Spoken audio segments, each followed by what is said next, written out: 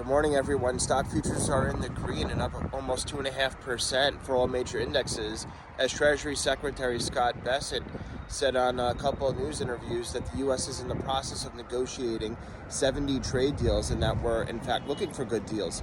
This softening of the trade stance is a little bit of an indication of a Trump put and a little bit of a pivot.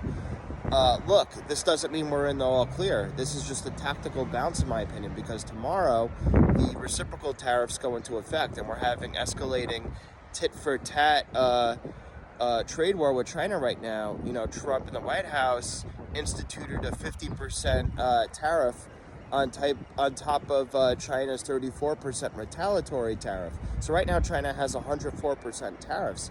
So if this goes into effect tomorrow, I think the markets will sell up pretty substantially tomorrow. We also have BlackRock CEO Larry Fink and JP Morgan CEO Jamie Dimon warning about the possibility of inflation rising and recession. You know, Larry Fink also said stocks could drop another 20% from here, and he doesn't expect any Fed rate cuts really this year.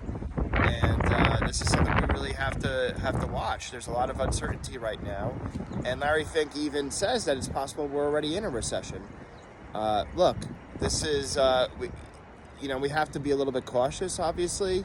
Because obviously if the economy is based on consumer sentiment, and if we start feeling negative, we already have Atlanta Fed GDP negative first quarter GDP growth. It's likely that'll continue into the second quarter, pretty much proving a recession is 2 quarters of negative GDP growth.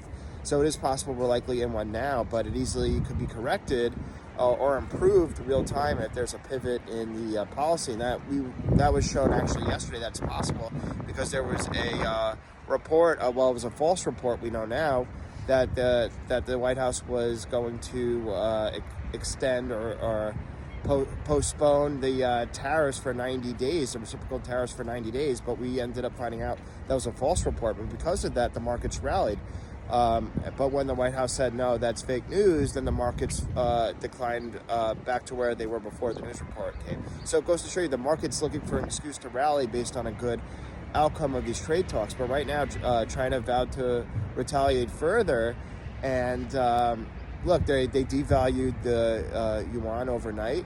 And this is, that's one of the issues that the White House has, the devaluing of their currency. So hopefully cooler heads prevail.